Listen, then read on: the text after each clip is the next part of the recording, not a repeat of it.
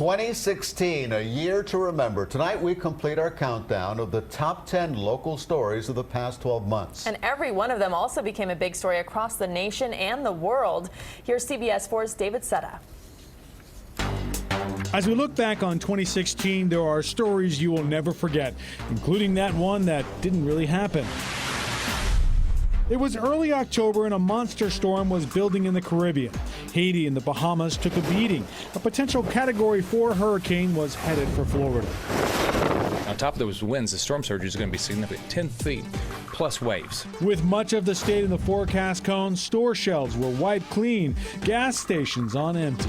I just got to take care of these windows. That's my problem right now. A panic set in for many as we prepared for the worst, and then not a whole lot happened. Matthew scooted up the coastline. Its most powerful winds kept offshore. It's worth noting Florida had gone 10 years without a storm prior to 2016.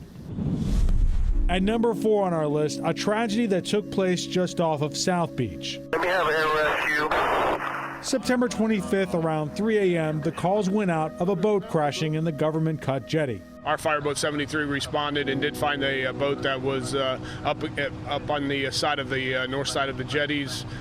They found, of course, 3 victims. The victims, all young men, included Miami Marlins superstar Jose Fernandez. He's a great kid. Disciplined.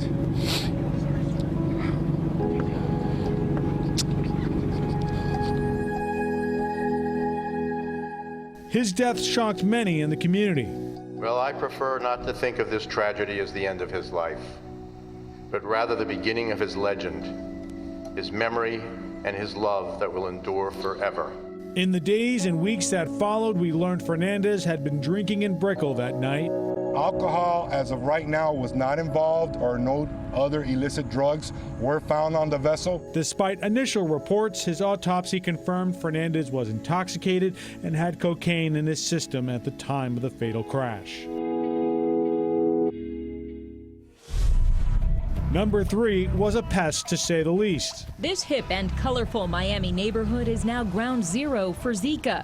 2016 brought Wynwood into a worldwide spotlight as the mosquito-borne virus Zika landed in the United States. We're being very aggressive at testing people there. We're testing the mosquitoes there, and we're spraying to make sure that it's contained. Almost immediately, Wynwood saw tourism drop off. My first reaction was I really just wanted to go home. I don't want to be in this area anymore. The CDC advised pregnant women to avoid the area. A short time later, Miami Beach became infested. The mosquitoes targeting the lifeblood of the island, South Beach. It will have an effect on the economy. After months of spraying, covering up, and cleaning up, this month the governor declared victory. South Beach area now does not have any local transmission of Zika, and that's a very good day for our state. Number 2 on our list is the deadliest shooting in U.S. history, the Pulse nightclub shooting in Orlando, Florida. Oh my God, oh my God, oh my God, oh my God, oh my God. 911 tapes released this year illustrate the terror that happened on June 12th. I'm here, I'm reloading the gun. Club goers on the phone with 911 pleading for help as the gunman, Omar Mateen, systematically went through the club shooting people. I want my family to know that I left now. Mateen called 911 himself to make his case for the deadly rampage. You're speaking with the person who pledged his allegiance to the Islamic State. Can you tell me where you are right now so I can get you some help? No, because you have to tell America to stop bombing Syria and Iraq. They're killing a lot of innocent people. So what am I to do here when my people are getting killed over there? You get what I'm saying?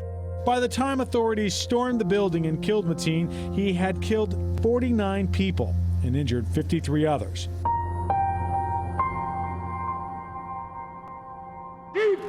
The number 1 story of 2016 is one that South Florida had been anticipating for the greater part of 2 decades. The death of Fidel Castro. Cuba's former president shaped far more than Cuba's landscape over his lifetime.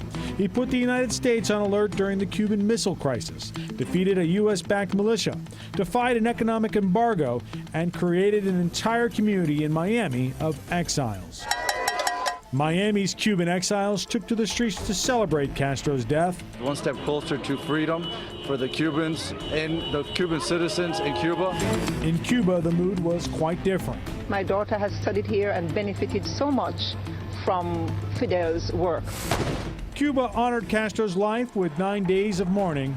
Fidel, Fidel, hasta la victoria. His brother Raul still holds power over the country.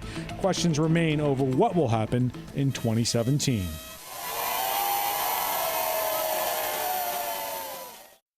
"2016 was full of tragedies, triumphs, and a few surprises. We left politics out of our top local stories, but we would be remiss if we didn't at least acknowledge 2016 was by far an historic year for Donald Trump and Republicans."